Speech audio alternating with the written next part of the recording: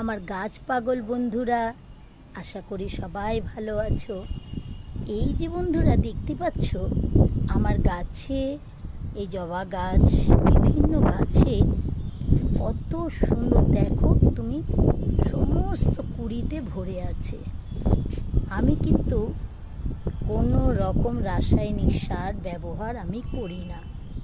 আমি সমস্ত যেই জিনিসগুলো আমরা ঘরে কাজের পরে ফেলে দিই, যেমন চা পাতা, সবজির খোসা, রসুনের খোসা, পেঁয়াজ, ইচ অ্যান্ড এভরিথিং, এবং ঠাকুরের ফুল যেটা আমরা ঠাকুরের কাজে লাগাই, তারপরে আমি সমস্ত পচিয়ে সেই জল এবং পচন সামগ্রীগুলোকে শুকিয়ে মাটির সঙ্গে ব্যবহার করি।